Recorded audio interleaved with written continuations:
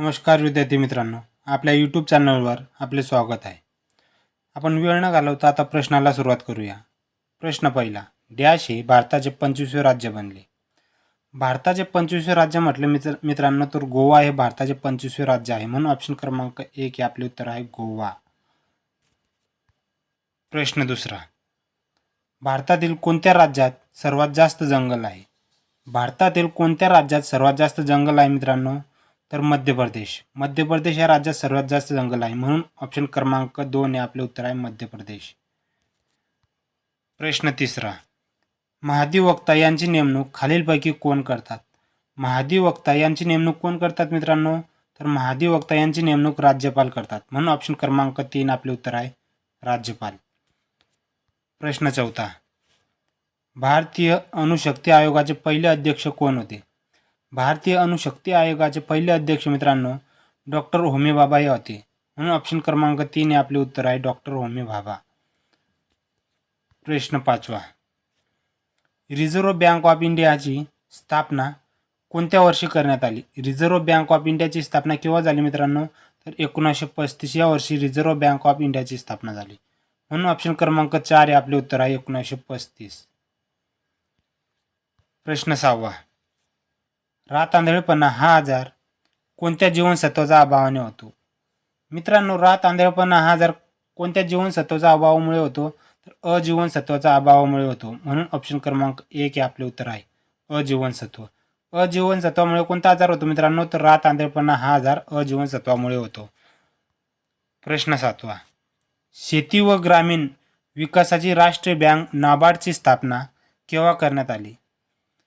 मित्रांनो, नाबार्ड ही बँक कशी संबंधित आहे? तर शेती व ग्रामीण विकासाशी संबंधित आहे मित्रांनो. तर नाबार्डची स्थापना केव्हा करण्यात आली मित्रांनो? तर 12 जुलै 1982. 12 जुलै 1982 या वर्षी नाबार्डची स्थापना करण्यात आली, म्हणून ऑप्शन क्रमांक 1 हे आपले उत्तर आहे 12 जुलै 1982. प्रश्न आठवा, महाराष्ट्रातील सर्वात लांब नदी कोणती आहे? महाराष्ट्रातील सर्वात लांब नदी मित्रांनो तर गोदावरी ही महाराष्ट्रातील सर्वात लांब नदी आहे, म्हणून ऑप्शन क्रमांक 2 हे आपले उत्तर आहे गोदावरी. भारतातील सर्वात लांब नदी कोणती आहे मित्रांनो? तर गंगा ही भारतातील सर्वात लांब नदी आहे. महाराष्ट्रातील लांब नदी विचारली तर गोदावरी आहे. प्रश्न 9, पुणे शहर कोणत्या नदी काठावर वसलेले आहे? पुणे हे शहर कोणत्या नदी काठावर वसले आहे मित्रांनो? तर पुणे हे शहर मुळा मुठा या नदी काठावर वसले आहे, म्हणून ऑप्शन क्रमांक 3 हे आपले उत्तर आहे मित्रांनो. तर इंद्रायणी नदी काठावर देहू हे ठिकाण वसले आहे मित्रांनो. पुण्यातील देहू हे ठिकाण इंद्रायणी नदी काठावर वसले आहे. तर पुणे हे शहर कोणत्या नदी काठावर वसले मित्रांनो? तर मुळा मुठा. प्रश्न 10, महाराष्ट्रातील अजिंठा लेणी कोणत्या जिल्ह्यात आहे? महाराष्ट्रातील अजिंठा लेणी कोणत्या जिल्ह्यात आहे मित्रांनो? तर छत्रपती संभाजीनगर या ठिकाणी अजिंठा लेणी आहे, म्हणून ऑप्शन क्रमांक 1 हे आपले उत्तर आहे छत्रपती संभाजीनगर.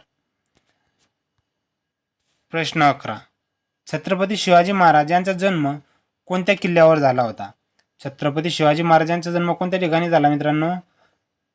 तर शिवनेरी या किल्ल्यावर झाला, म्हणून ऑप्शन क्रमांक 2 हे आपले उत्तर आहे शिवनेरी. प्रश्न 12, तंबाखूमध्ये असणारा विषारी पदार्थ कोणता आहे? तंबाखूमध्ये असणारा विषारी पदार्थ कोणता आहे?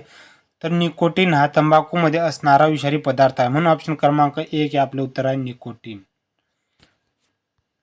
प्रश्न 13, थॉट्स ऑन पाकिस्तान या ग्रंथाचे लेखक कोण आहेत?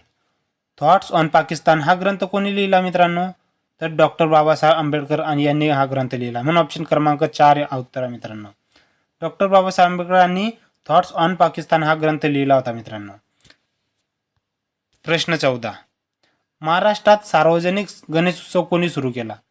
महाराष्ट्रात सार्वजनिक गणेशोत्सव कोणी सुरू केला मित्रांनो? तर लोकमान्य टिळक यांनी सुरू केला, म्हणून ऑप्शन क्रमांक 2 हे आपले उत्तर आहे लोकमान्य टिळक.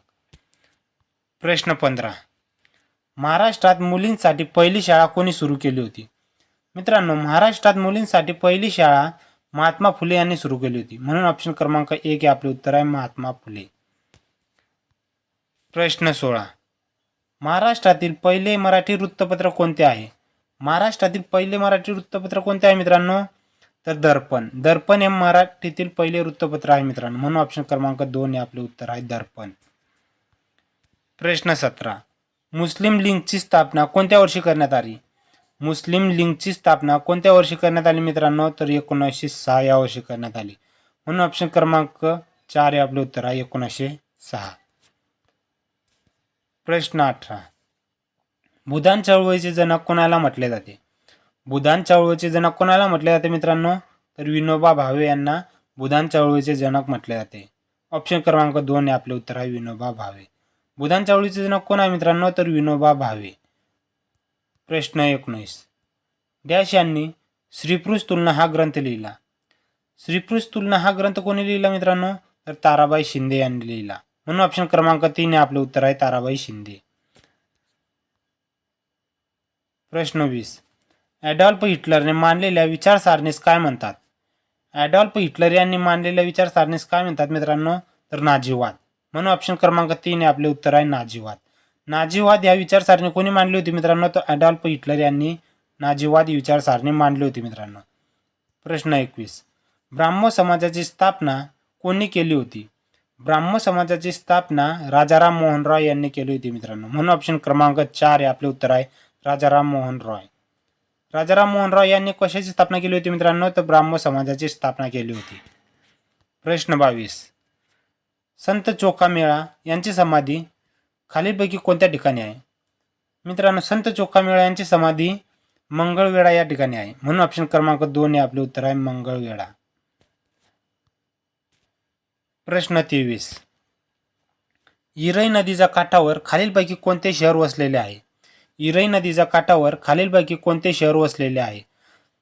तर चंद्रपूर हे शहर इरई नदीच्या काठावर वसले आहे मित्रांनो. म्हणून ऑप्शन क्रमांक 1 हे आपले उत्तर आहे चंद्रपूर.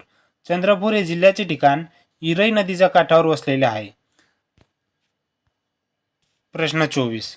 बेसॉल्ट खडकापासून तयार झालेली मृदा खालीलपैकी कोणती आहे?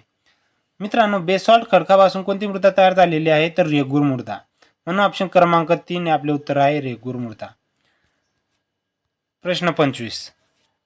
भारतामध्ये हरित क्रांतीची सुरुवात खालीलपैकी कोणत्या वर्षी झाली? मित्रांनो, भारतात हरित क्रांतीची सुरुवात 1965 या वर्षी झाली. म्हणून ऑप्शन क्रमांक 3 हे आपले उत्तर आहे 1965. मित्रांनो, व्हिडिओ आवडला असेल तर व्हिडिओला लाईक, शेअर, सबस्क्राईब अवश्य करा, जेणेकरून इतर विद्यार्थ्यांना देखील या व्हिडिओचा फायदा होईल. धन्यवाद मित्रांनो.